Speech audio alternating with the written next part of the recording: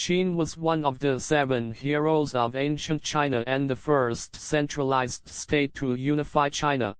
It has a long history, dating back to ancient times. The following is a detailed introduction to the history and origin of Qin. Origin and origin. The origin of Qin can be traced back to the Western Zhou dynasty in the 21st century. According to historical records, the ancestors of the Qin state were close relatives of the Zhou dynasty. Their surname was Ying, and they were descendants of Boikao, the 9th son of King Wen of Zhou.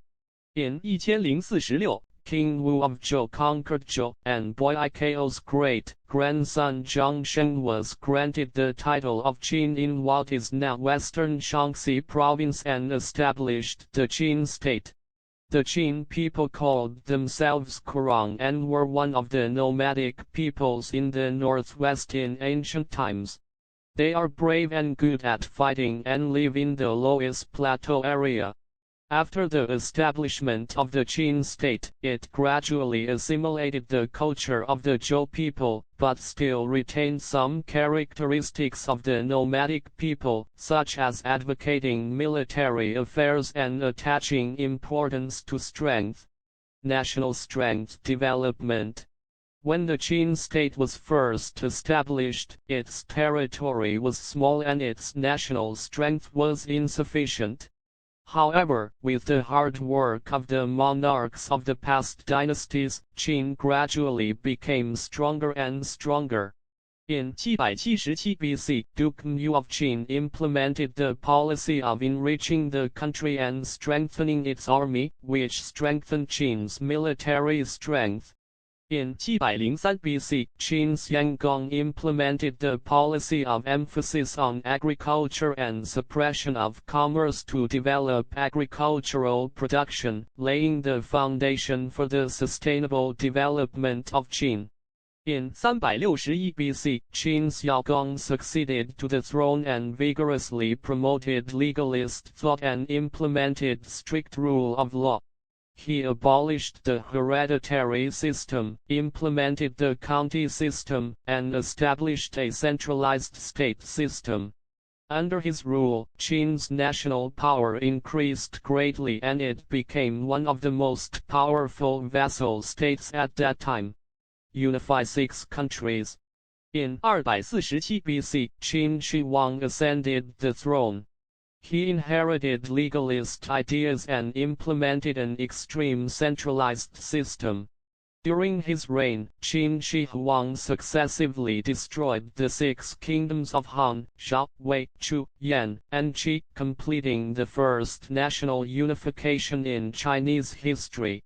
In order to strengthen the centralization of power, Qin Shi Huang implemented a series of major reforms, such as the unification of writing, weights and measures, and the construction of the capitals Xianyang and Epeng Palace. He also ordered the construction of the famous Great Wall to defend against the invasion of northern nomads. The fall of the Qin dynasty. The Qin dynasty declined soon after it unified China. The main reasons are: the rule of law in the Qin dynasty was too cruel and increased the burden on the people.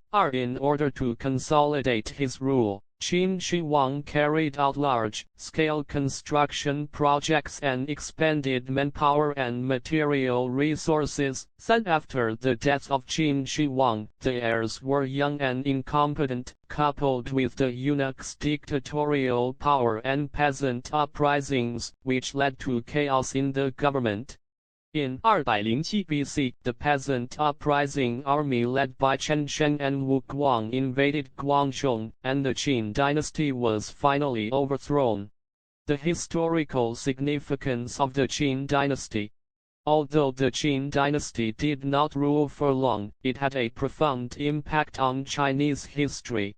He achieved national unification for the first time in Chinese history and laid the foundation for a centralized system, implemented a series of major reforms and contributed to the political, economic, and cultural development of later generations. Qin Shi Huang's idea of unification became the goal pursued by later monarchs. The fall of the Qin dynasty paved the way for the establishment of the Han dynasty.